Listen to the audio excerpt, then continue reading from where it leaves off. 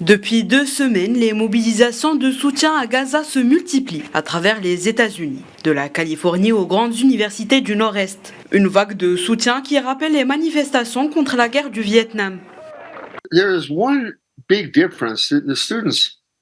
Il y a une grande différence avec 1968. Les étudiants, il y a 56 ans, ont été appelés sous les drapeaux. C'était notre pays qui commettait des meurtres directs. Et nous étions tous préoccupés par notre sort. Les hommes, bien sûr, craignant d'être appelés à tuer des gens au Vietnam. Aujourd'hui, ces jeunes ne sont pas soumis à l'appel sous les drapeaux. Ils agissent pour des raisons purement altruistes.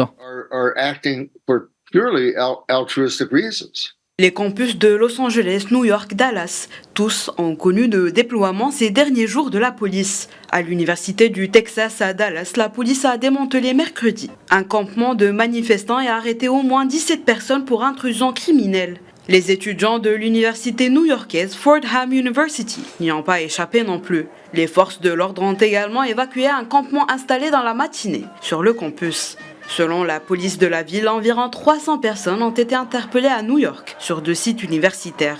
Les médias locaux ont affirmé à leur tour que d'autres campements avaient également été démantelés tôt mercredi sur les campus de l'université de l'Arizona à Tucson et à l'université de Wisconsin-Madison, respectivement dans le sud-est et le nord du pays. Depuis le 17 avril, les forces de l'ordre ont procédé à des interpellations sur au moins 30 sites universitaires.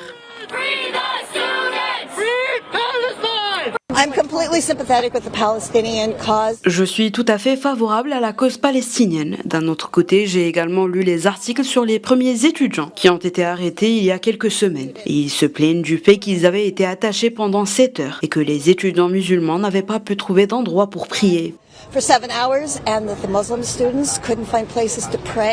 Les images de policiers anti-émeutes intervenant sur les campus ont fait le tour du globe et font vivement réagir le monde politique à 6 mois de la présidentielle dans un pays polarisé. La Maison-Blanche a de son côté condamné mercredi un petit pourcentage d'étudiants qui provoquent du désordre. Pour rappel, les étudiants des différentes universités américaines appellent les établissements à couper les ponts avec des mécènes ou entreprises liées à Israël et dénoncent le soutien de Washington à son allié israélien.